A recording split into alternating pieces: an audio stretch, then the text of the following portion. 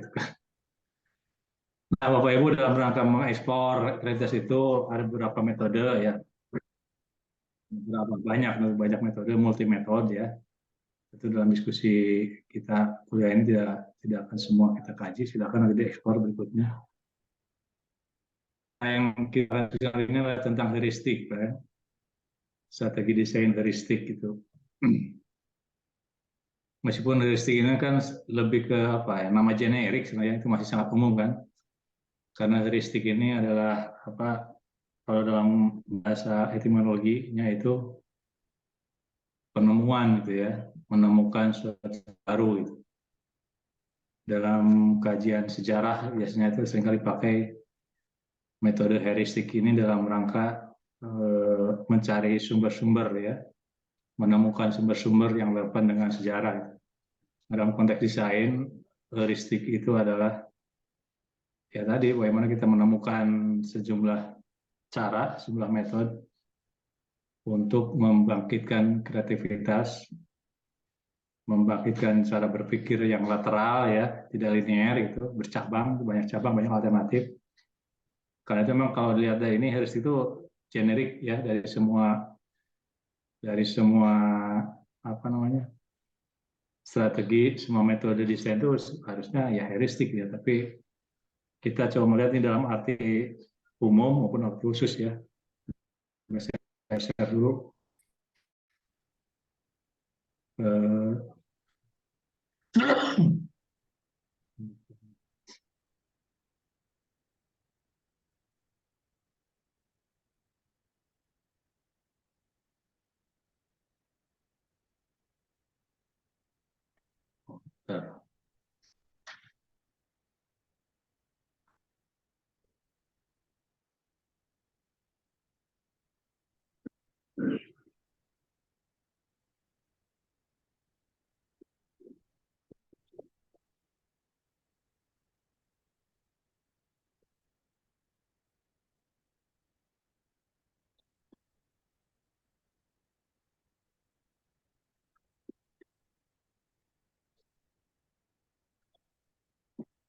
Sudah terlihat, Pak?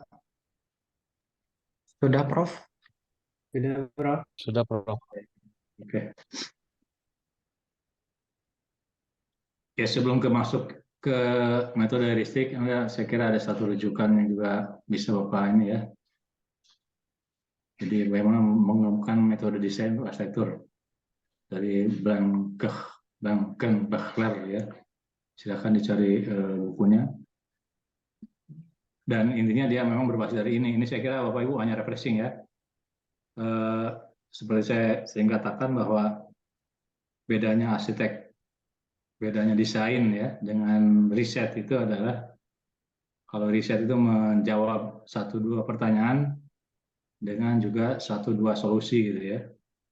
Ya paling banyak mungkin 10 pertanyaan gitu ya, 10 solusi artinya kan. Nah kalau arsitektur itu atau desain itu adalah bagaimana menjawab banyak pertanyaan, mungkin puluhan, ratusan ya, dengan satu solusi yaitu apa? Ya desain yang optimal ya, desain yang berkualitas untuk meningkatkan kualitas hidup untuk mewadahi kehidupan manusia kan. Nah secara apa namanya ya ini Bapak Ibu sudah tahu lah semua bahwa secara garis besar berdasarkan saya itu kan mencakup ini bagaimana kita mengidentifikasi problem-problem yang berkaitan dengan konteks ya, sites, lingkungan ya, master plan, tapak dan sebagainya. Yang kedua berkaitan dengan kebutuhan ya, kebutuhan yang menjadi programming, fungsi dan sebagainya. Dan ketiga tentu saja fungsi dan bentuk ya, bentuk dan ruang ya. Bahkan katanya arsitektur adanya inti dari arsitektur adalah mengolah ruang kan. Mengolah ruang yang justru imajiner ruang itu ya. Karena yang diolah kan bukan ruangnya, selain yang diolah adalah para pembatasnya kan. Kita mengolah apa dinding, mengolah lantai, mengolah langit-langit untuk menciptakan ruang gitu ya. Ya, ruang sendiri kan imajiner, hanya bisa dirasakan tapi tidak bisa dilihat gitu ya. Nah, ketiga hal ini kan seperti ya dalam program dalam apa ini yang kita sebut metodologi apa metode perancangan yang rasional ya, yang konvensional, yang rasional yang sudah biasa Bapak lakukan kan. Dari analisis masalah tentang ini Bapak Ibu apa rinci ya, dirinci, di brief menjadi beberapa sub masalah dengan fungsi, dengan apa pengguna ya, karakteristik pengguna dengan klien. Dan saya tidak ingin mengulangi karena sudah biasa kan. Lalu juga konsep ya. Nah konsep ini saya kira ini penting gitu ya, karena ini yang saya apa transisi ya, transisi atau bukan ya transisi lah antara metode rasional dan metode kreatif dalam pengertian konsep gitu ya. Bagaimana konsep ini ya, gagasan-gagasan yang kreatif ini gitu ya, itu yang masuk ke dalam mewarnai Pak ya desain keseluruhan ya, komponen desain keseluruhan gitu ya. Jadi metode kreatif itu saya kaitan itu di sini ya, dalam konsep gitu ya. Karena di sini ada Pak Ibu mengeksplor ya sejumlah pikiran, sejumlah pikir cara yang kreatif. Nah sementara efeknya ini kan ya pertimbangan saya iklim, apa lalu presentasinya seperti apa ya, material dan sebagainya, komponen desain itu sudah Bapak Ibu biasa lah lakukan gitu ya. Nah dalam konsep inilah yang kita akan coba perdalam, dan ini memang nanti lebih banyak berkaitan dengan ini ya, bagaimana mengolah bentuk dan ruang, karena inti dari arsitektur adalah ruang ya, dan bentuk. Nah yang lainnya kita masukkan pada metode rasional, metode konvensional yang sudah Bapak Ibu sudah biasa lakukan gitu ya. Artinya metode kreatif itu tidak menggantikan yang ini ya, tapi lebih melampaui gitu ya, menambahkan, dan itu koneksinya di dalam konsep ini. Nah, kembali ke tadi metode heuristik.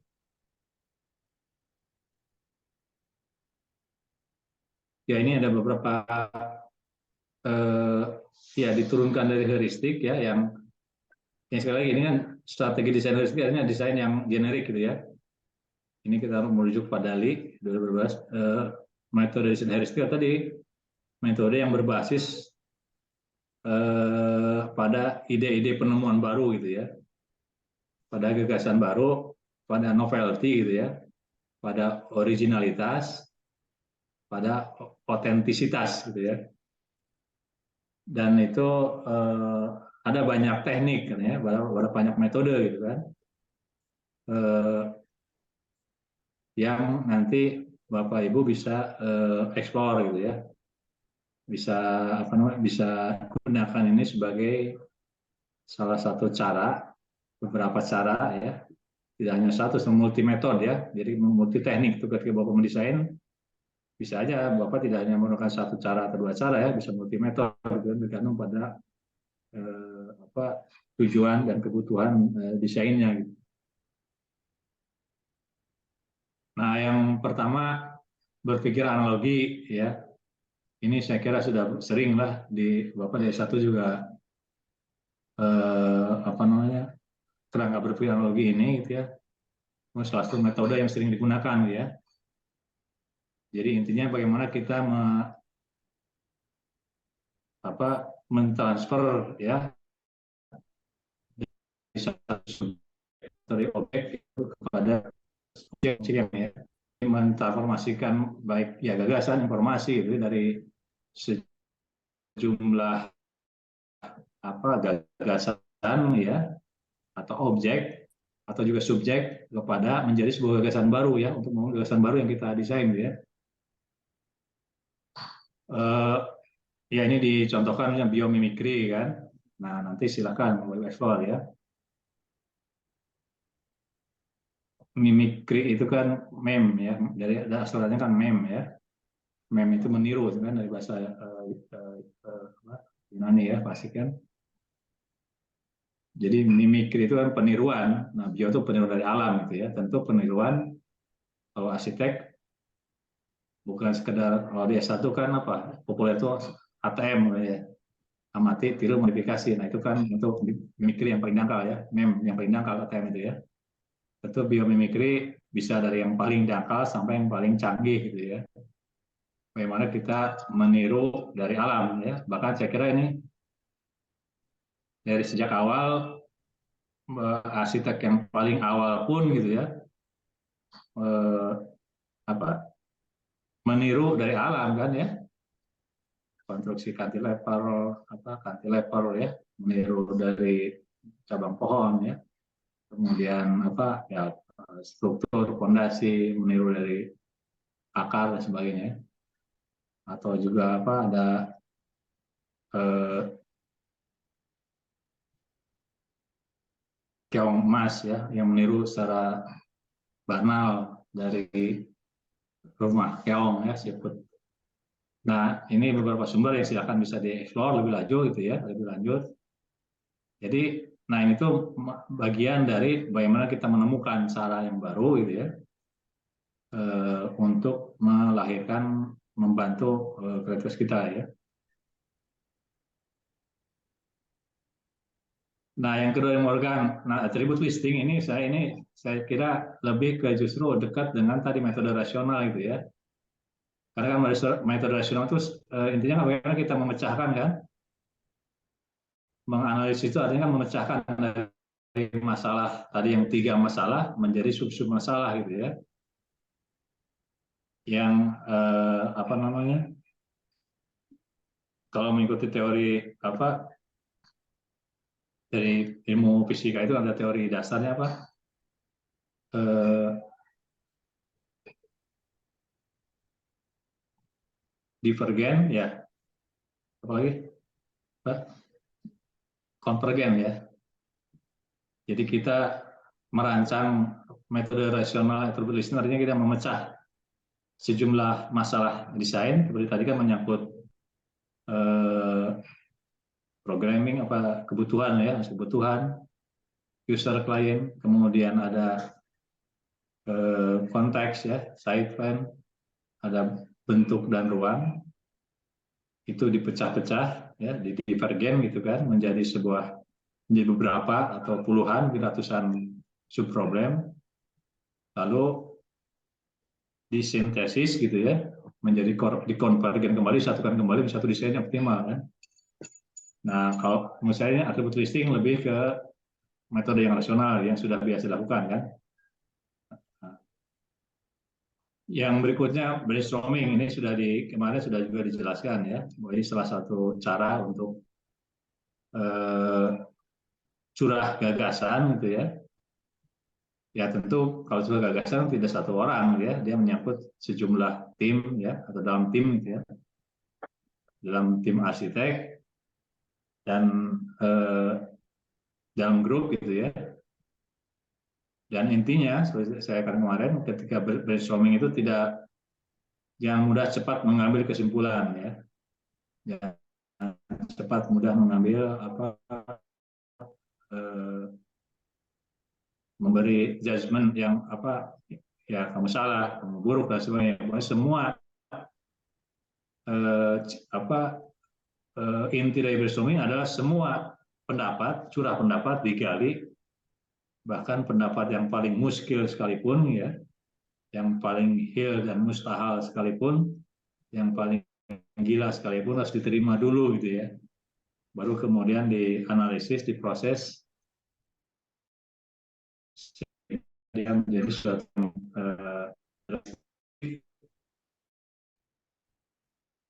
bisa diterima gitu ya. Jadi tanpa senior gitu ya, asisten itu kan orang muda ini lebih lebih lebih segar ya, yang ide baru gitu ya. Sementara yang senior biasanya sudah terkempung oleh blok mental gitu ya. Sementara yang muda biasanya tidak takut untuk bereksperimen dan sebagainya. Kalau itu brainstorming ini saya satu konsep adalah pendapat yang tidak boleh mengambil kesimpulan atau menjudgment terlalu cepat gitu ya.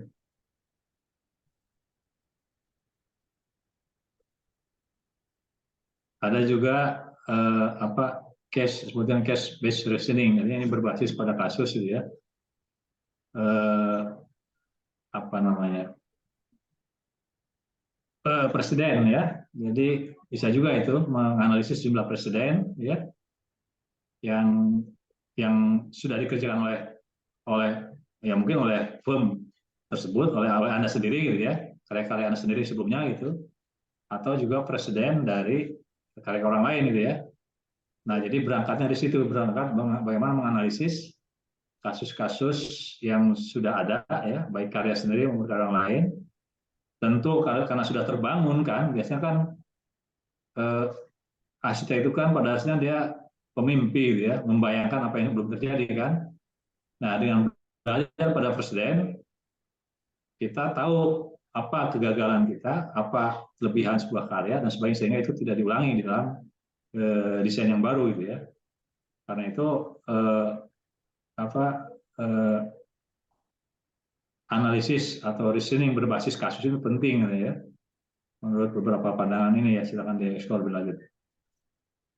Tentu kita tidak hanya belajar dari kelebihan kekurangannya ya, tapi juga menjadi inspirasi ya, inspirasi gagasan baru dan sebagainya.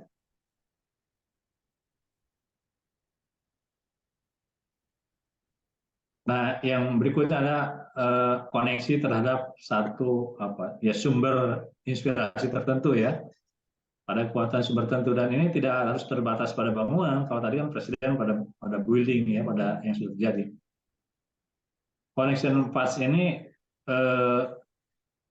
bagaimana kita menggali inspirasi dari berbagai sumber ya, tidak harus sumber material, sumber bangunan, tapi secara acak ya, dari pengalaman kita, mungkin dari puisi ya, dari gambar, dari lukisan,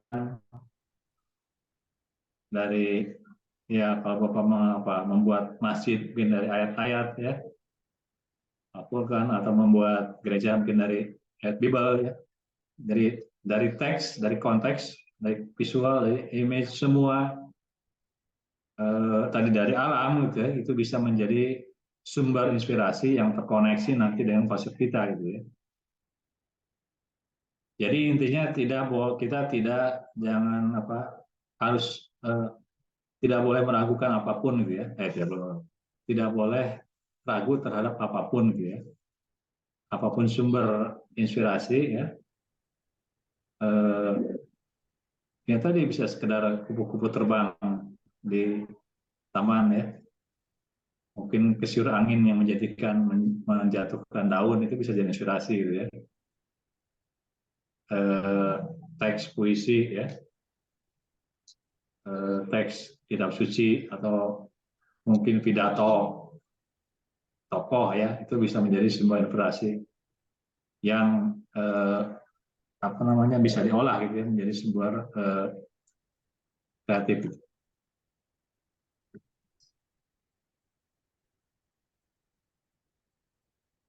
Nah, kalau ini ideokan dan Anta mungkin juga ini dalam programming sebenarnya.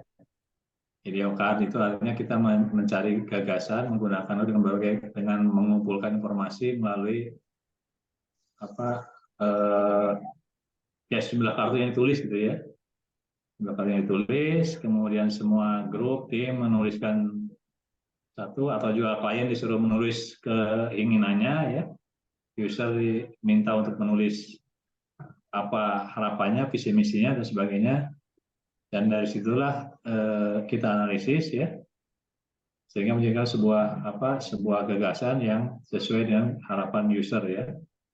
Meskipun tentu saja ide-ide kita juga sebagai arsitek harus masuk gitu ya, karena kita kan buat gambar gitu.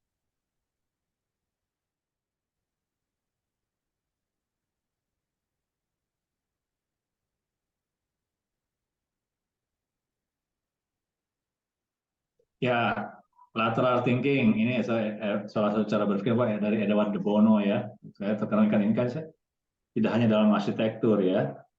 ini digunakan dalam manajemen, dalam marketing dan sebagainya.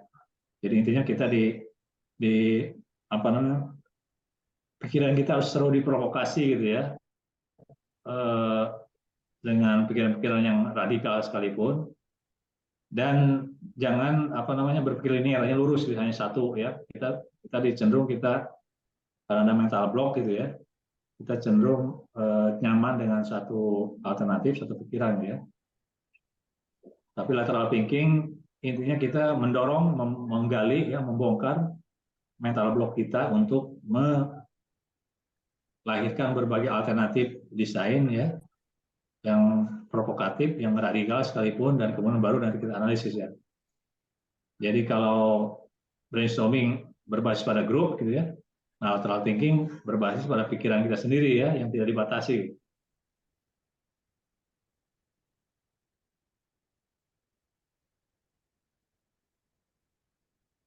Lalu ada morphological analysis.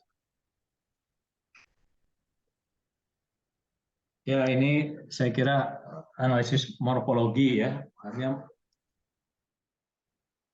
morfologi itu kan bisa dalam arti transformasi bentuk gitu ya, transformasi bentuk, dan ini pun saya kira bisa berkaitan juga dengan presiden juga ya. Kita bagaimana mendaftar ya semua fungsi-fungsi atau properti ataupun bentuk-bentuk ya, atau solusi desain yang sudah ada misalnya, dan dari situlah kita menganalisis, mencari konsep yang paling optimal gitu ya. Ya ini saya kira sama juga dengan presiden ya. Nah ini ada isu dengan scamper, ini dari Eberly Osborne ya. Ini singkatan dari substitute, combine, adaptive, modif, juga mengambil tujuan, elemen, dan rearrangement ya. Ya ini saya kira apa namanya, model lebih lanjut dari ATM gitu ya. Amati, tiru, modifikasi, tapi saya kira ini lebih kompleks gitu ya. Bagaimana kita mencari, mentransformasikan apa konsep yang ada dengan berbagai cara untuk menemukan konsep yang baru dengan apa ya, pergantian sebagian keseluruhan, mengkomunikasikan, mengadaptasi, modifikasi, yang tentu dikaitkan dengan ya tujuan desain itu sendiri, kemudian kalau ada yang apa yang tidak cocok dieliminasi, dan kemudian rekonstruksi kembali ya, diredesain kembali. Ini pun saya kira metode yang rasional gitu ya.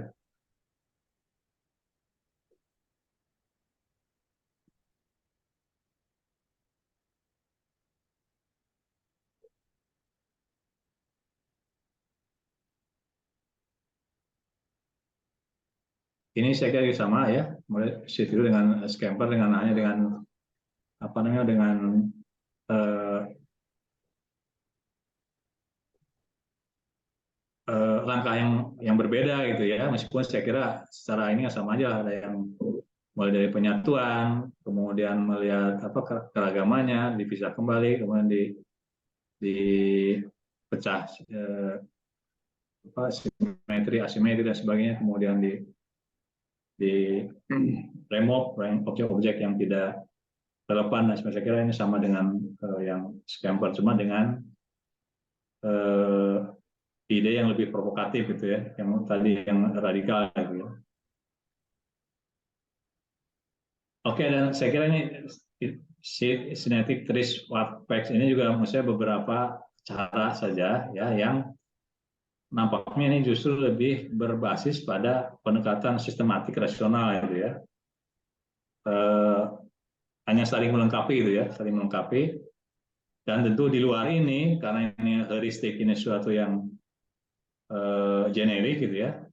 Ya kalau mau saya kira semua metode desain bisa masuk dalam metode heuristik ya. Intinya bagaimana kita menemukan sesuatu yang berbeda, sesuatu yang baru, novelty yang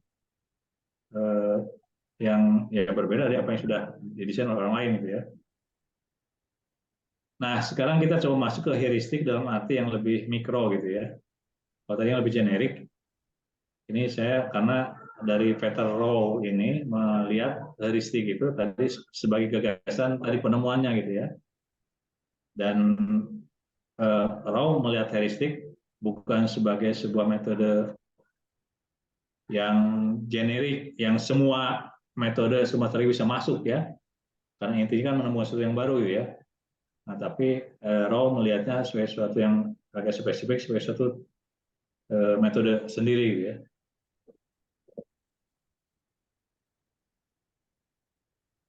Nah, ini beberapa kerangka berpikirnya yang dia sebut strategi heuristik itu menurut kata Rao,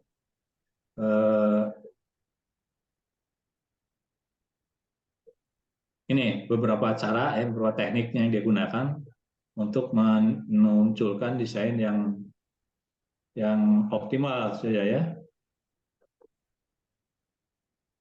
Nah, pertama katanya ada pengalaman imajiner gitu ya. Jadi arsitek itu kan harus membayangkan bagaimana rasanya menggunakan atau menempati ruang gitu ya. Nah, sekarang kan jauh lebih mudah gitu ya. Dengan teknologi animasi, teknologi apa? Virtual reality ya, VR. Kan jauh lebih mudah arsitek membayangkan itu eh, ruang yang akan didesain dibangun itu bisa lebih mudah ya dengan virtual reality sekarang kan. Nah, jadi misalnya ini meskipun teknologi gitu ya, AI, teknologi VR itu sudah akan sangat maju ya, dan itu kan saya kira mengancam eksistensi arsitek gitu ya. Nah, tetapi misalnya karena arsitek itu kan bukan sekedar mesin ya, bisa merasakan, bisa berimajinasi, sensitif terhadap emosi, intuisi itu hanya tetap orang manusia dan arsitek di situ fungsinya gitu ya. Jadi Vetero saya kira ini kan tahun 75 ya kalau salah, ketika dia merancang ini kan belum ada itu VR itu ya. Nah sekarang yang penggunaan VR saya jauh lebih mudah untuk merasakan, membayangkan bagaimana mengatur ruang. Jadi saya kira penting dalam rangka tadi mencari menemukan suasana, atmosfer, emosi yang paling dalam gitu ya.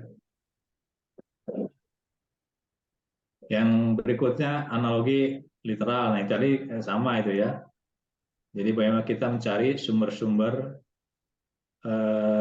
gagasan desain kita dengan beranalogi, mentransfer dari subjek lain, dari objek lain atau dari gagasan yang lain gitu ya. Bahkan karena ini kataVel mungkin dari populasi budaya di kota ya. Populasi budaya di kota itu kan macam-macam ya, dari budaya tinggi ya, mungkin dari musik klasik sampai budaya apa namanya pop ya, mungkin apa punk bahkan ya. Ya kita sumber inspirasi dari semua populasi budaya, artinya kita tidak membatasi pada yang fisik gitu ya, dari seni rupa, dari teater, dari apa seniman jalanan, sebagainya itu bisa menjadi digunakan sebagai sumber analogi gitu ya. Nah yang berikutnya pertimbangan lingkungan, saya kira ini yang jelas gitu ya. Bapak-bapak pasti ketika melakukan merancang desain arsitektur, pertimbangan konteks lingkungan itu jelas satu yang sangat penting ya. Nah, tapi sekali lagi ini tidak melulu soal fisik gitu ya. Seringkali kalau dalam metode rasional saya kira kita mungkin terfokus pada hanya soal iklim ya, soal material ya. Nah, harusnya kita tidak membatasi pada itu tadi ya. Berkaitan dengan populasi budaya, berkaitan dengan eh, sosialnya ya, ekonomi dan sebagainya. Sehingga itu menjadi mengeksplor pikiran kita untuk lebih kreatif. Gitu. Bisa juga katanya dia merujuk pada bahasa pola bentuk tertentu. Nah ini juga kembali pada presiden ya, belajar dari presiden.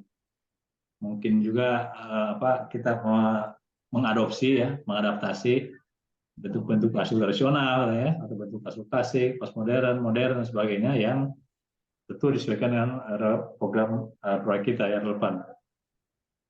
Jadi Rao tidak mengharamkan ya untuk meniru secara kreatif gitu ya, melihat bahasa pola atau ya tipologi ini ya, tipologi, langgam, gaya dari arsitektur yang sudah yang presiden ya. Tetapi tentu dengan adaptasi yang kreatif ya, tidak segera meniru kan. Ya, tadi sudah dijelaskan soal tipologi ya. Nah, ini yang agak penting ya, saya kira nanti ini terkait dengan pendekatan fenomenologi gitu ya. Jadi kita membayangkan ada kekosongan spasial gitu ya. Jadi ketika melihat melihat kita merancang sebuah desain, kita lihat terfokus pada setting site kita gitu ya. Tapi membayangkan keseluruhan ya, membayangkan keseluruhan realitas alam atau lingkungan, dan lalu kita membayangkan kita akan mengisi yang ada yang kosongnya, kita harus menangkap kosongan spasial gitu ya. Nah, nanti ini kita relevan ini nanti terkait dengan pendekatan fenomenologi gitu ya. Termasuk juga kontinuitas spasial ya. Jadi kita sebagai arsitek harus menggunakan mata kita ya, pengalaman kita untuk melihat adanya gap ya antara objek yang satu dengan objek yang lain ya. Baik dari segi bentuk, garis, titik, bentang alam dan sebagainya, sehingga kita bisa mengisi kekosongan itu atau melanjutkan ya ada semacam garis imajiner itu ya yang ada di alam ya.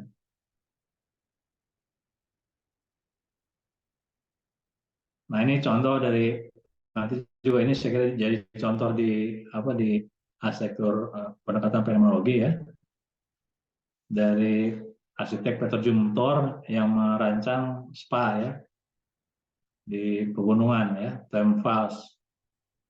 Jadi dia eh, ya kekosongan alamiah alam itu ini alam berbukit gitu ya, alam berbukit daerah pegunungan dengan geometri lengkung gitu ya, organik gitu kan, geometri organik di alam pegunungan dengan topografi yang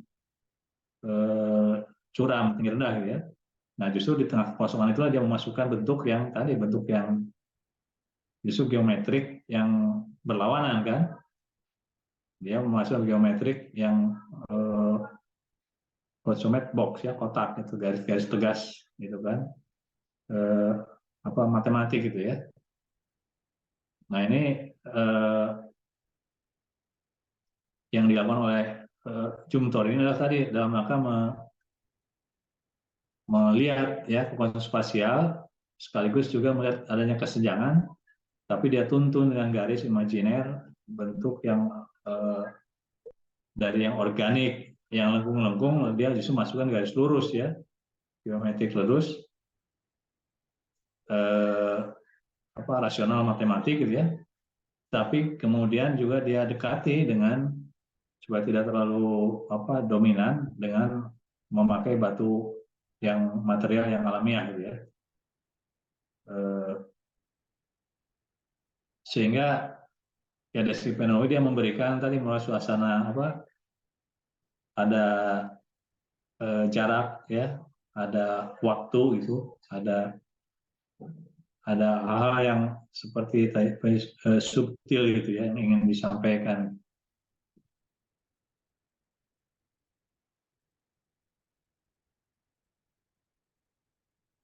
Nah, berikutnya kata Petoro bisa juga menggunakan figure and ground ya. Saya kira Bapak juga sering kali menggunakannya gitu ya.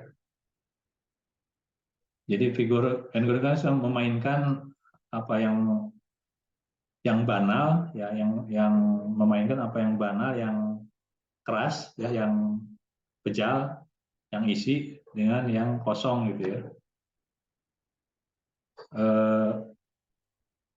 Ya tadi semua ruang bentuk itu gitu ya, bentuk itu intinya kita mau memainkan ruang-ruang kosong dengan batas-batas dinding yang bejal kan, yang banal. Karena itu teori figure and ground ini seringkali dipakai kita menggunakan ini gitu ya. terutama ketika kita melihat master plan ya, site plan, kita merancang master plan, gitu kan. Bagaimana kita mengolah apa bentuk-bentuk ya, figur di tengah realitas lahan yang kosong yang harus diisi, gitu ya. Mungkin juga menggunakan ya teori Collet section ya, yang klasik gitu ya, yang ukuran emas ya, ukuran yang paling proporsional lah ya. Meskipun itu tidak dalam konteks sekarang saya kira tidak menjadi satu-satunya acuan gitu ya.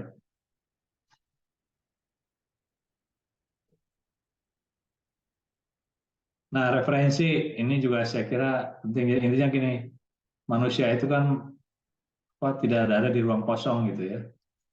Dia mengalami setiap hari, dia mengalami gitu ya. Mengalami, mengingat, merujuk pada sesuatu ya. Dan itu saya kira termasuk tadi presiden ya. Karena itu ini juga yang harus diolah ya. Referensi ruang kita, referensi ya tentu tidak hanya kita sebagai arsitek ya, tentu mereferensi dari user atau klien ya, pengalaman dia kemana itu juga penting dieksplor gitu ya, sehingga karena itu akan mengingatkan emosi dia gitu ya. Ini saya kira sama ya, terbilang arketip artinya tipologi, tipe-tipe tipologi yang sudah dialami ya oleh klien maupun oleh kita sebagai arsitek, itu juga akan memperkaya kita ketika mendesain gitu ya.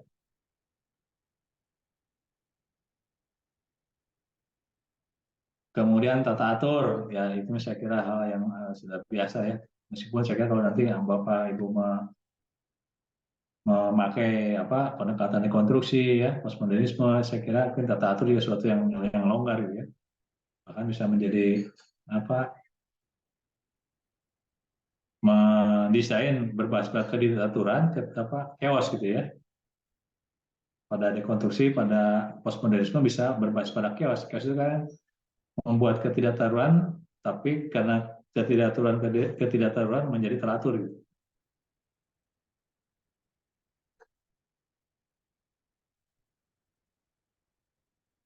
Ini contoh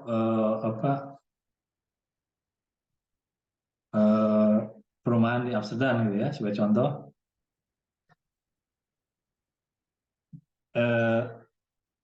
Dia menggunakan ini yang untuk ini ya, menggunakan konsep cantilever ya di beberapa bagian untuk memberi ruang ya, memberi ruang eh, permainan ya, di samping ruang di bawahnya dia lebih bisa untuk sirkulasi, tapi juga memberi efek tadi bermain-main gitu ya, dengan cantilever panjang ini memainkan volume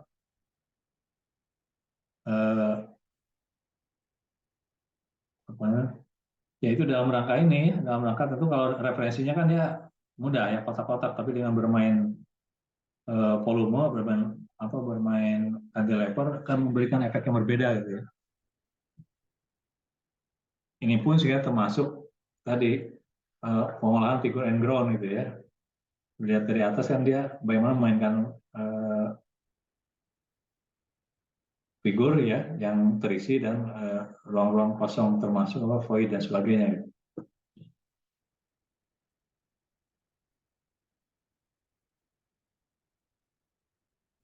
Nah, ini strategi berikutnya dari heuristik, artinya kita bicara soal domain ya.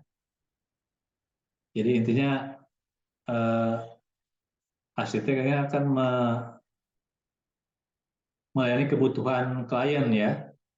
Tapi klien itu kan seringkali juga tidak mudah untuk mendefinisikannya gitu ya. Apa sih ruang yang nyaman dengan persepsi klien dengan persepsi arsitek juga bisa berbeda gitu kan. Nah, salah satu cara untuk me, apa, menganalisis kebutuhan itu bentuk itu membayangkan bentuk yang ideal ya, tetapi dibalik katanya kan.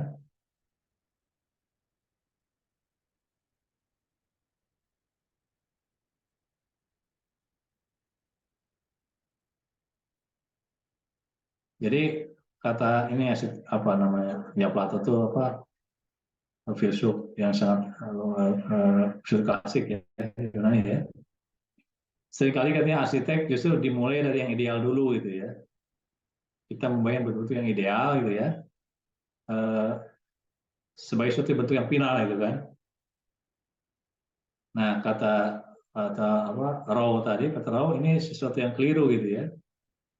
Jadi bentuk yang ideal itu justru eh, lahir dari proses ya, dari proses langkah demi langkah gitu ya, penyempurnaan gitu ya.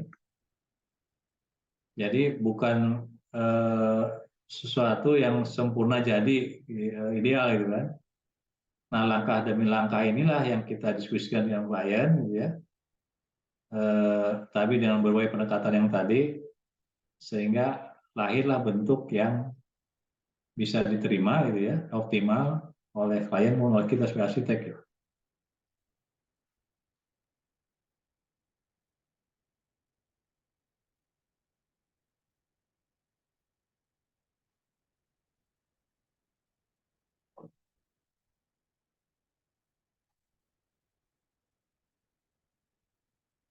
Ini juga salah satu cara bagaimana kita tadi ya memperkaya gagasan gagasan desain kita ya. Saya tadi sudah disebut ya soal referensi kan, soal referensi, soal presiden ya. Jadi kita tidak membatasi medium arsitek sebagai sumber-sumber inspirasi gitu ya. Jadi sebagai arsitek karena itu kita memang seorang budayawan gitu ya. Kita harus menyukai novel, menyukai film, menyukai musik ya, puisi atau media multimedia ya dan sebagainya karena itu bisa menjadi sumber-sumber inspirasi gitu ya. Jadi kita Pak arsitek itu bukan peneliti ilmiah gitu ya yang berpikir linear rasional tapi semua sumber-sumber estetika sumber seni itu bisa menjadi sumber penemuan kreatif ya heuristik nanti yang kita terjemahkan kita representasikan dalam pengolahan site ya pengolahan denah pengolahan ruang bentuk dan sebagainya gitu karena itu katanya arsitektur seorang adventure ya seorang petualang gitu jadi harus banyak jalan-jalan ya dan jalan-jalan itu tidak baik secara fisik gitu ya penting secara fisik karena tadi untuk merasakan mengalami arsitektur gitu ya mengalami ruang mengalami lingkungan gitu jadi setiap saat gunakan untuk jalan-jalan ya jadi ketika Bapak punya proyek dimanapun jangan sekedar menengok proyek gitu ya tapi gunakan itu untuk mengeksplorasi lingkungan untuk ya merasakan ruang ya merasakan lingkungan secara fisik dua secara intelektual nah ini yang juga penting ya secara intelektual artinya ya ikut seminar ikut workshop rujukan pada jurnal pada buku dan sebagainya penting untuk berkaya dan artistik yang tadi artistik saya kira menikmati tadi ya menikmati seni film novel menikmati seni rupa ya melihat pameran seni rupa pameran ikut konser musik dan sebagainya itu saya kira hal-hal yang memperkaya sense of estetik kita gitu ya sehingga itu medium arsitek itu menjadi sumber inspirasi gitu. Nah tadi bisa dalam konteks tadi kan berkaitan dengan presiden referensi bisa aja tadi kan sumber-sumber ide itu dari teks keagamaan ya bahkan kontemplasi filsafat atau perjalanan panjang ke tanah suci ya kalau orang mungkin ya, artinya kalau orang Islam umroh itu juga menjadi sumber inspirasi dalam desain ya. Dan saya kira yang penting adalah eksperimentasi dengan berbagai bahan bangunan gitu ya. Jika beberapa arsitek kan sudah berhasil menggunakan misalnya memakai bata ya, tidak sebanyak dinding yang masif tapi juga menjadi olahan estetik ya.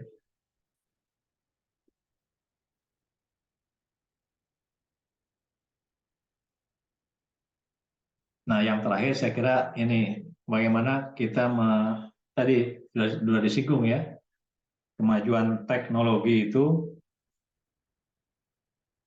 apakah akan menjadi musuh gitu ya, atau menjadi kawan, akan menjadi ancaman bagi arsitek, atau justru akan mendorong apa kreativitas kita gitu ya.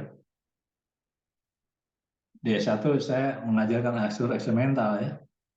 Temanya itu the end of architecture gitu ya. Jadi the end of architect, bahkan the end of architecture gitu ya. Asumsinya ketika kemajuan teknologi gitu ya, mendesain gambar gitu ya. Kalau sekarang anak-anak bisa bermain apa namanya Lego, bermain apa desain rumah-rumahan di ini sudah bisa gitu ya, rumah. Mungkin nanti ibu rumah tangga gitu ya, dengan memasukkan kebutuhan dia, memasukkan semua apa kebutuhan dia sebagai apa pemilik rumah gitu ya, analisisnya mungkin nanti kan sudah dalam waktu singkat jadilah desain ya konstruksi ya. Artinya ancaman teknologi itu bisa menjadi ancaman gitu kan. Munculnya teknologi AI, teknologi tadi virtual reality. Ini semua apa kemampuan kompetensi mendesain, menggambar dan mendesain itu mungkin sudah akan diambil oleh mesin ya, oleh teknologi, oleh komputer otomasi dan sebagainya. Nah itulah tantangannya gitu ya, tantangan kita sebagai arsitek.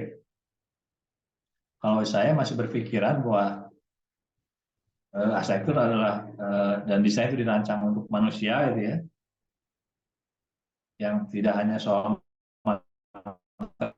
material fisik ya, tidak hanya soal teknik gitu, tapi ada soal tadi soal kreativitas, soal desain, soal emosi, soal intuisi, dan soal atmosfer. Nah karena itu yang bisa merasakan tetap manusia gitu kan ya. Nah karena itu saya kira fungsi arsitek harus melihat keunggulan teknologi itu sebagai bagian untuk mendukung proses kreativitas kita sebagai desainer gitu ya. Jadi teknologi tidak hanya lagi soal evolusi ya, tapi revolusi dalam desain digital otomasi gitu ya.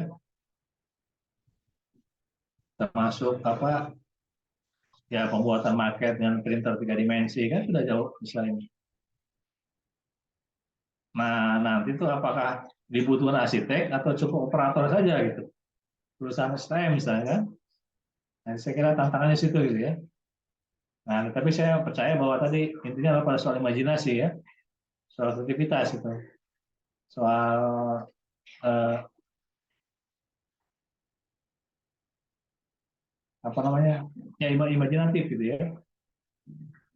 Apa yang dihasilkan mesin saya kira tidak mungkin sepenuhnya bisa menggantikan apa yang oleh manusia ya. Sisi tadi, sisi imajinasi, sisi apalagi kita berkaitan dengan ruang-ruang emosional ya, atmosfer yang terbentuk dan sebagainya. Nah karena itu saya kira fungsi teknologi itu harus menjadi partner kita untuk mendesain lebih baik, lebih optimal, tidak untuk menggantikan peran arsitek. Itu Bapak-Bapak dan Ibu, silakan kalau ada yang ingin direspon, ingin didiskusikan, sambil saya share ini ya, saya share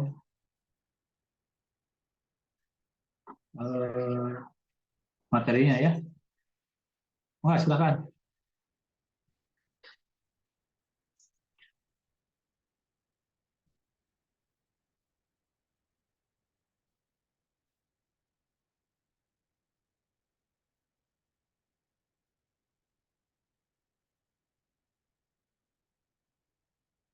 Ada enggak yang ingin berkomentar?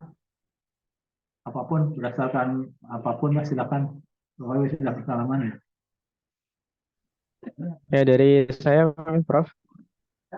Kenapa? Eh, Kan sampaikan apa yang sebentar.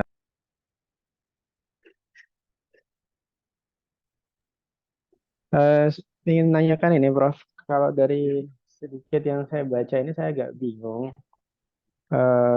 tentang kalau tadi Prof. Barli menerangkan tentang strategis in design gitu atau design strategi. Tapi juga ada istilah yang saya temui itu ada design approach. Kemudian juga ada design method gitu.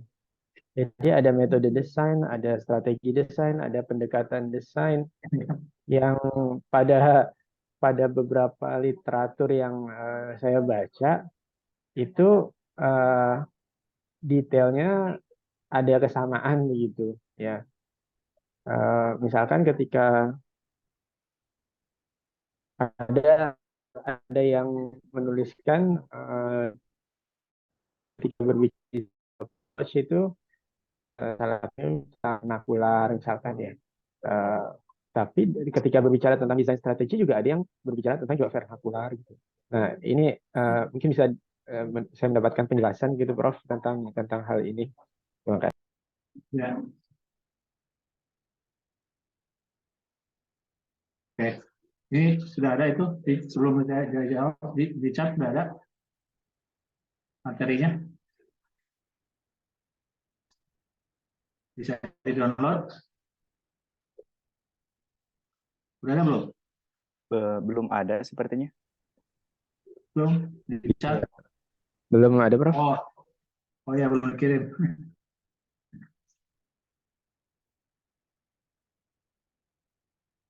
Nah itu ada ya. Ada Prof. Oke, silakan di download. Oke, Pak Andika, saya kira itu memang terminologi yang sering dipertukarkan, Pak ya. Dipertukarkan dan ya bisa, beberapa rujukan memang bisa menggunakan dalam pengertian yang sama pun dalam berbeda gitu ya. Nah, kalau mau kita urut dari soal bahkan mungkin kita kalau dalam teknologi riset itu kan, dan kita sebagian dalam masuk ke dalam desain analogi, kalau mau diurutkan yang soal dimulai dengan paradigma itu ya. Paradigma itu artinya bagaimana arsitek itu memandang dunianya dulu gitu ya. Ini kakak besar filosofinya Pak. Ya, dari paradigma itu bisa diturunkan menjadi pendekatan. Ini kalau hierarki Pak ya. Kalau hierarki itu kan nanti bisa cari dari paradigma yang besarnya itu diturunkan menjadi pendekatan. Dari pendekatan menjadi metode ya, menjadi strategi Pak ya. Strategi menjadi metode menjadi teknik gitu kan. Nah, kalau mau berhasil hierarki saya kira itu gitu ya. Meskipun demikian saya kira memang batas-batasnya ini yang bisa agak kabur Pak ya. Bisa dipertukarkan itu. Nah, itu saya kira saya tidak bisa memberikan mana yang disebut pendekatan, mana yang disebut metode teknik. Tapi menurut saya kalau dari hierarki semakin kalau dari paradigma itu kan sesuatu yang makro konseptual ya filosofi kan, sampai pada yang paling teknis gitu Pak. Jadi teknik kan. Jadi kalau hierarki itu aja saya kira Pak, dari hierarki itu mana yang paradigma yang paling abstrak gitu ya, konseptual, filosofi, diturunkan menjadi pendekatan menjadi strategi menjadi metode menjadi teknik gitu. Nah berarti semakin bawah itu semakin teknik, semakin teknikal ya, semakin praksis gitu. Semakin atas dia semakin filosofi gitu. Mungkin itu aja Pak saya kira jawabannya. Jadi ketika mana yang lebih teknis menyangkut itu ya saya kira itu bisa dimasukkan ke kelompok mana gitu Pak. Ya. Misalnya begini Pak, dekonstruksi ya. Dekonstruksi itu coba bisa masuk ke mana Pak? Dekonstruksi ya, itu bisa disebut saya kira bagian dari kan dekonstruksi itu dia paradigmanya itu adalah postmodernisme ya. Jadi aspek filosofinya postmodernisme ya. Paradigma postmodernisme. Dari situ turun dekonstruksi ya, sebagai sebuah pendekatan. Dari dekonstruksi strateginya bagaimana, gitu kan? Itu kan bisa macam-macam gitu ya. Metodenya bagaimana? Bisa juga banyak cara juga, apalagi kalau masuk ke teknik gitu. Saya kira itu Pak, enggak ya? Tidak memuaskan penjelasannya. Baik Prof. Artinya kita juga kembali lagi kepada pendapat mana yang kita ambil ya. Ini kalau dalam kaitan kita eh, riset atau penelitian gitu, artinya kita mengacu ke literatur yang mana begitu ya. Artinya kita bisa bisa bersandar pada itu ya, Prof. Iya, bisa, betul, betul, bisa bersama pada rujukan yang kita telah, apa yang kita referensi gitu ya. Nah, sebagai acuan besarnya itu tadi Pak, hierarki itu Pak, hierarki tadi gitu kan. Ketika kita bicara ini sebuah hal yang filosofi ya, bagaimana arsitek memandang dunianya gitu ya. Apa namanya? Kan tadi kalau soal paradigma modernisme dengan postmodernisme kan berbeda gitu ya. Nah, itu kan kita bicara paradigma dulu kan.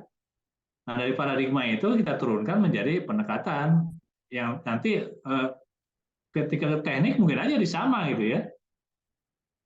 Ketika kita bicara soal teknik bisa aja sama gitu, tapi kan paradigmanya ini yang membedakan nanti Pak hasil hasil akhirnya gitu ya. Karena itu saya cara berpikirnya itu ketika kita bicara soal metode, nah itu kembali ke soal hierarki tadi gitu Pak. Nah, mau kita mau suka di mana gitu. Itu yang pertama, yang kedua ya tadi kan tergantung pada rujukan yang Bapak anut, itu silakan aja sebagai acuan Pak. Baik, terima kasih, Prof. Oke. Enggak yang lain?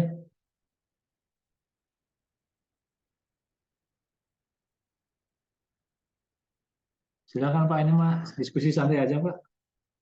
Materi itu hanya pressing aja sebagai pemantik Pak, materi itu kalau di S2 mah.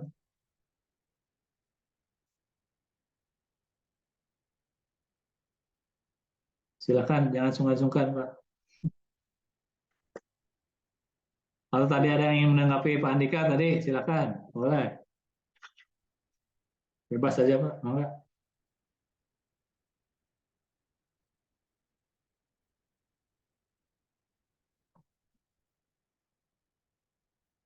Belum ada? Ya, kalau tidak ada, kita coba dulu sama sini Pak ya. Kalau tidak ingin direspon, Pak. Halo? Ini mengikuti nggak sih Pak? Mengikuti, Pak. Mengikuti, Pak. Oke. Bingung mau nanyanya, Pak. Mangga Pak Den Revo ya? Ya Pak. Terus siapa tadi? Iya, Pak. Ya, silakan. Ini saya sebenarnya share pengalaman aja sih, Pak. Jadi Ya. dulu pernah membuat apa namanya? Membuat bentuk, Pak. Jadi semacam bangunan, adaptasinya dari bangunan vernakular, Pak, namanya, Pak. Si bangunan panggung itu saya buat, terus saya transformasikan ke bangunan modern, Pak, waktu itu. Jadi itu kan base-nya kayu. Terus dia panggung, terus dia seperti semacam ada tebing layarnya. Jadi itu bangunan tradisional Bangka Belitung, Pak. Nah, habis itu saya secara tidak sengaja sebenarnya saya nggak ada arahannya ke sana. Tapi pada saat pendesainan, karena saya mencari-cari bentuk, sampai ujung-ujungnya saya ketemu dan saya build bangunan satu bangunan yang agak modern. Jadi pada saat selesai bangunan itu dibangun, dia udah berdiri dan bentuknya full glass house, atapnya juga kaca dan depannya juga ada setengah lingkaran seperti tebing layar. Nah, pada saat itu setelah itu saya itu survei ke area penduduk penduduk kampung-kampung itu, dan bangunan itu ternyata mirip, Pak. Nah, terus habis itu saya bisa nggak Pak tiba-tiba saya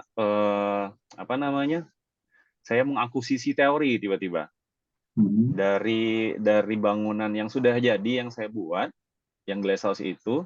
Terus saya bilang bahwa bangunan ini saya rekayasa, saya pukul mundur bahwa bangunan ini saya ambil dari bentuk bangunan vernakular yang ada di Bangka Belitung itu. Dan apakah itu bertentangan dengan teori yang pernah ada, yang saya pernah adopsi dari glass box dan black box itu?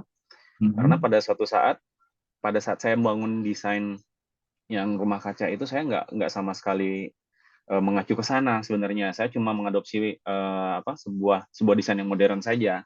Seperti itu kira-kira, Pak. Tapi jadi di akhir perjalanan desain itu tiba-tiba ketemu bangunan yang mirip, dan itu bangunannya sangat mirip dengan bangunan bangunan tradisional gitu, Pak. Ya. Kira-kira itu gimana bentuk bentuk dari pertanggungjawaban dari desainnya itu? Apakah saya bisa ambil dari teori itu? Ya, ya.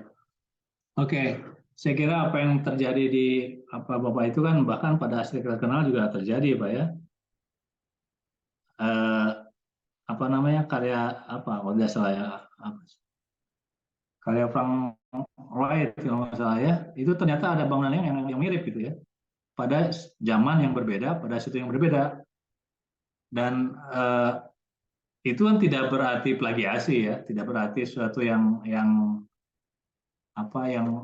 duplikasi ya. Eh, apa namanya? Presiden itu gitu ya. Eh, sesuatu yang Anda rancang itu gitu, memang bisa berbasis pada presiden tadi kan, inspirasi dari karya arsitektur tradisional katanya ya.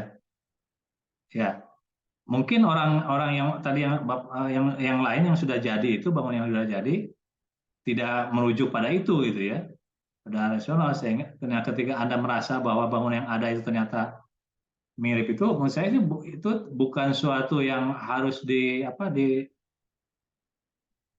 masalah gitu ya. Eh, pada musik ya, pada pada fashion ya dan sebagainya, sering ditemukan eh, karya yang mirip tapi sebenarnya bukan saling mempengaruhi gitu ya. Jadi cara berpikirnya pun berbeda gitu ya. Proses berdesainnya berbeda gitu ya. Nah, ketika menemukan kemudian dia ada kemiripan, saya kira itu hal yang biasa saja, hal yang sah saja gitu. Yang tidak boleh adalah saya kira betul-betul menduplikasi yang sudah ada gitu ya. Karena gini Pak, kan yang baru di dunia itu hanya Tuhan gitu ya, menciptakan sesuatu yang baru itu kan. Hanya Allah lah yang menciptakan sesuatu yang baru gitu ya. Arsitek itu kan hanya mengubah yang sudah ada menjadi sesuatu yang lebih baik gitu. Ya. Jadi karena itu eh, jangankan tidak mempengaruhi gitu ya. Bahkan pun kalau terpengaruh itu juga suatu yang sah gitu. Yang tidak boleh adalah menduplikasi seperti lagi kan. Apalagi ini sumber ide desain Anda itu kan bukan dari bangunan yang sudah jadi tadi, tapi dari karya arsitek tradisional. Bahwa hasilnya mirip ya bisa aja terjadi. Meskipun saya yakin gitu ya, ketika ditelah lebih jauh kan pasti tidak akan betul-betul sama gitu ya. Dari sisi mungkin bentuk luar bisa lah beberapa kemiripan, tapi dari sisi konsep ruang, dari sisi konsep atmosfer yang tercipta dan sebagainya, mungkin juga settingnya juga berbeda itu kan. Menurut saya tidak ada karya arsitektur yang betul-betul persis sama gitu ya. Ya, jadi bahkan pun kalau terpengaruh oleh karya orang itu boleh gitu ya, yang tidak boleh menduplikasi. Nah, apalagi kalau karya itu tercipta tidak melihat karya yang sudah terbangun tadi, tapi merujuk pada inspirasi pada karya-karya tradisional misalnya. Jadi itu saya kira bukan problem, Pak. Ya, yang ditanyakan apa tadi, Pak? Teorinya apa maksudnya, Pak? Yang ditanyakan saya lupa lagi tadi. Ya, ininya Pak, maksudnya saya bisa nggak Pak ngambil ngambil tiba-tiba di akhir karyanya itu saya ambil teorinya diambil dari rumah itu gitu. Oh, ya itu yang tidak boleh. Yang tidak Tiba-tiba justru. karyanya udah muncul Pak, tiba-tiba karyanya tuh udah muncul, udah lahir. Karena tidak sengaja di perjalanan saya melihat, oh sebenarnya teorinya sama kayak ini gitu. Terus saya akuisisi aja. Apakah apakah jadi saya bilang saya terinspirasinya oleh ini kayak gitu. Mungkin ini kalau saya bisa share screen nggak Pak ya? Saya mau discuss sedikit Pak. Silakan. Ya mungkin ini sih Pak. Jadi bangunan ini yang di bawah ini saya nggak dapat foto fullnya Pak sebenarnya. Ini saya selesai bangun sekitar bulan Agustus kayak gitu. Terus tiba-tiba di akhir bulan Agustus saya survei, saya jalan-jalan sama tim saya, terus ketemu rumah ini dan basic yang mereka ceritakan itu hampir sama dengan dari bangunan ini, bangunan yang sudah terbangun. Terus saya mau bikin narasi Pak, narasi atas bangunan ini sendiri. Nah, saya bilang apakah saya bisa untuk ngambil ini? Padahal sebelumnya saya udah bilang sama tim saya sendiri bahwa ini nggak ada terinspirasi sama bangunan ini gitu. Oh iya, oke saya paham. Saya pikir Bapak ini ada bangunan yang sudah jadi gitu ya, bangunan bukan institusional gitu ya. Iya benar Pak. Ada bangunan ketiga saya pikir gitu ya.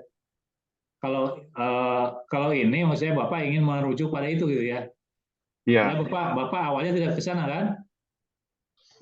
Enggak ke sana. Oh iya. Ya bisa aja Pak, itu nggak masalah Pak. Membuat narasi, membuat, artinya Bapak black box, pikiran Bapak idenya dulu sudah ada gitu ya. Ya. Tapi tanpa sadari ternyata ini soal itu merujuk dari bangunan tadi kan. Ya saya kira nggak masalah. Iya itu ya, secara teoritik artinya kan apa ya, kalau dalam istilah ini pada sejarah arsitektur itu ada apa namanya, apa istilahnya itu ya, ya mungkin tidak persis betul ya, kan ada kajian itu ada bersifat sinkronik gitu ya. Ini sinkronik itu kajian yang dalam satu waktu gitu ya. Ada yang diakronik yang tadi berbasis pada sejarah gitu ya, yang dari masa lalu sampai sekarang gitu ya. Kalau kajian sinkronik kan dia serempak dalam satu waktu. Nah ada kajian geologik gitu Pak. Nah geologi dimulai dari permukaan gitu ya. Nah bisa aja itu dari analoginya itu. Jadi Bapak bisa mulai dari desain Bapak dulu, baru ditelusuri teorinya ke bawah gitu ya. Menemukanlah teori asuh tradisional tadi gitu Pak ya. Jadi saya kira itu analogi teoretik yang bisa juga digunakan, nggak masalah ya kita. Walaupun narasinya udah muncul di awal Pak ya, tiba-tiba saya di tengah-tengah saya mau nambahin narasi atau merubah narasi itu nggak apa-apa Pak ya? Ya nggak apa-apa saya kira. Ya, makasih Pak. Ya.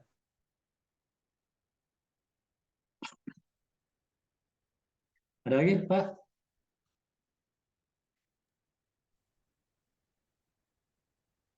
Mau tanya Pak, Enggak Pak Prof, Safri. ya Pak Prof.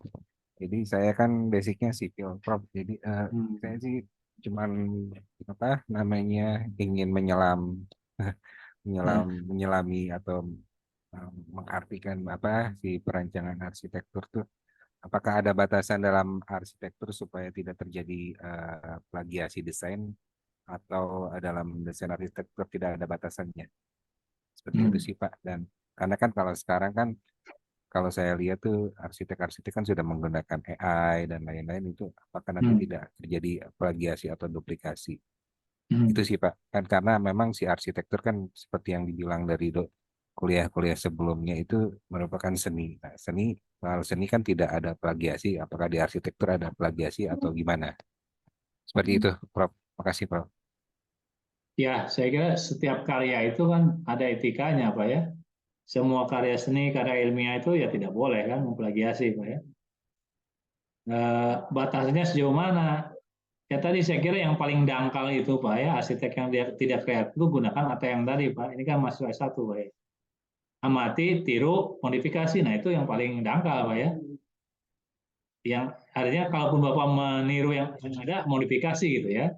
Nah, tapi itu pun yang paling naif gitu, Pak ya. Nah, itu gunakan saya kira karena menurut saya ide desain itu kan tidak ada banyak Pak ya. Jadi presiden itu sebagai rujukan, Pak, referensi itu sebagai kita untuk belajar, mempelajari ya, lebih kurang dan sebagainya. Tapi tidak untuk meniru, memplagiasinya gitu ya.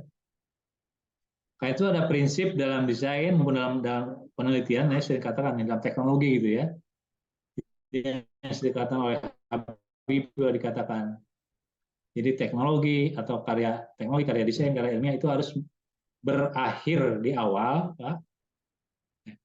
Berawal di akhir dan berakhir di awal, Pak. Apa artinya, Pak? Hanya berawal di Gimana Prof? akhir, Berawal di akhir, berakhir di awal, maksudnya ya, gimana? berawal di akhir, berakhir di awal. Artinya apa? Kita penting mempelajari karya-karya yang sebelumnya, Pak Presiden tadi kan, sampai kita menemukan yang paling mutakhir itu yang mana kan. Nah, dari yang paling mutakhir itulah kita memulai yang baru, Pak, yang harus berbeda dengan yang paling akhir ketemu kan. Ya, sehingga itu kita tuh memulai yang baru dari yang paling akhir. Artinya kita tidak boleh meniru kan. Yang paling akhir itu seperti apa? Kita harus mulai dari awal gitu. Nah, dari awal itu kita desain, keluarlah karya kita. Nah, karya kita itu harus menjadi yang paling mutakhir bagi kita bagi orang lain gitu ya. Sehingga kita sendiri, kalaupun orang lain memulai lagi desain, harus mengawali lagi gitu. Ya, tidak meniru Pak intinya gitu. Nah, karena itu yang paling dangkal adalah ATM tadi, amati, tiru, modifikasi sedikit pun ya itu tidak plagiasi Pak.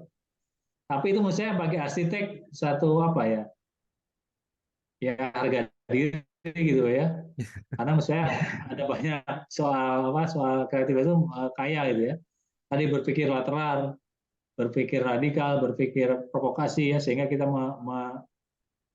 menagih mengekspor pikiran kita sendiri untuk supaya lebih kreatif gitu ya. Apalagi sekarang Pak, Bapak dari sipil ya. Semua sistem struktur yang bagaimanapun, semua bentuk yang bagaimanapun bisa dikejar oleh struktur kan? Ya. Ya, Dengan teknik komputer, semua desain karya bentuk yang paling ekstrim sekalipun bisa dikejar, dihitung strukturnya gitu ya. Karena itu nggak ada batasan komputer untuk arsitek untuk mendesain, Pak ya. Jadi sangat tidak punya ini kalau lalu memplagiasi, saya kira itu Pak ya. Nah kalau kebetulan itu bisa terjadi Pak, maksud saya itu karya-karya, saya nanti coba cari contoh ya. Ada 3 karya besar, karya arsitek besar yang ternyata agak mirip dengan apa yang sudah ditemukan pada arsitek yang sebelumnya sudah terkenal itu ya. Ada kemiripan, tapi itu tidak berarti meniru, memplagiasi gitu ya. Hanya kebetulan terjadi gitu. Ya, katanya manusia pun ada 12 Pak yang mirip katanya ya. ya Di Prof. dunia ini ada 12 yang mirip katanya. Nah, mungkin dari arsitektur juga sebagian terjadi. Itu Pak ya. Terus satu lagi Prof, kalau sekarang tren perancangan arsitekturnya yang sekarang apakah gimana Prof menurut Prof ya? Jadi maksudnya apakah kalau kayak seni kan berulang, apa arsitektur juga berulang seperti itu trennya? Ya, ya Pak.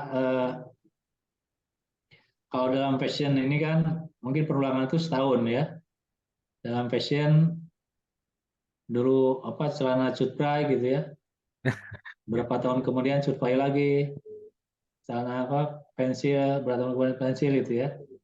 Itu kan versinya bisa berulang per ini ya. Nah, arsitektur itu kan seni terpakai ya Pak ya. Seni terpakai mungkin masanya tidak seperti fashion yang setahun ganti 2 tahun ya. Kan itu perulangan bisa aja terjadi ya, dari segi gaya Pak ya. Dari segi gaya bisa aja terjadi gitu. Tetapi sekali lagi langgam itu kan bagi arsitek terutama ya, bagi arsitek hanya sebagai referensi Pak ya, rujukan gitu kan, rujukan. Nah karena itu apalagi dengan kemajuan teknologi, saya kira pengulangan itu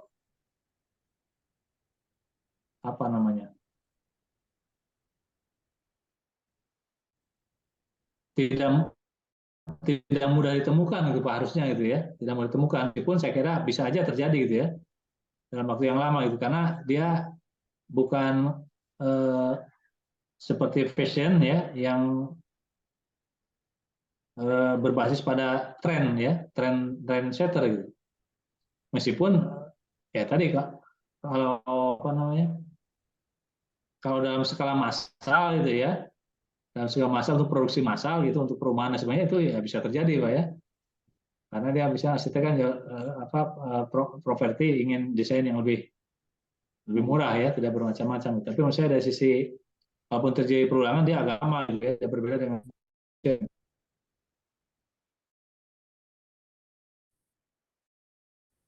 Jadi berarti konsepnya beda dengan yang bangun ikonik ya perancangannya berarti Prof ya. Kan kalau ikonik kan timeless ya. ya ikon itu yang monumental Pak maksudnya Untuk Pak. digital misalnya sih udah lah Prof. Sekarang. Ini budi seni tinggi, seni pop Pak ya. Jadi kalau yang budaya tinggi gitu ya, arsitek yang tadi yang kayak ikonik itu dia hasil karya kan. Jadi ikonik itu sebagai budaya tinggi Pak ya. Dan itu tidak masalah Pak ya, tidak skala massal kan. Menurut saya sih arsitek harusnya seperti itu gitu Pak. Membuat desain itu setiap desain unik Pak ya. Meskipun dengan cara berpikir paradigma yang sama gitu kan, tapi bentukannya bisa berbeda, yang unik gitu ya. Nah, tapi ketika sudah masuk pasar, market yang untuk skala massal, ya pada musik juga sama, budaya pop maksudnya apa ya, itu bisa menjadi sesuatu yang massal juga gitu kan. Makasih Prof. Ngerti Prof. Oke, oke Bapak Ibu masih ada? Kalau tidak ada, saya kira mungkin pertemuan hari ini cukup dulu sampai ini.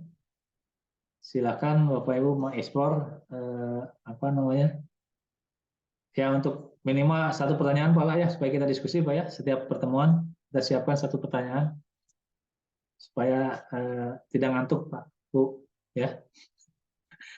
Ya bisa aja berbasis pada pengalaman Bapak Ibu sekalian lah ya. Oke, saudara sekalian kita akhiri pertemuan hari ini. Tetap semangat ya di tengah saya kira Bapak Ibu semuanya mungkin sudah bekerja ya dan sebagainya. Yang kesibukan Bapak Ibu saya belajar untuk mencapai tadi ya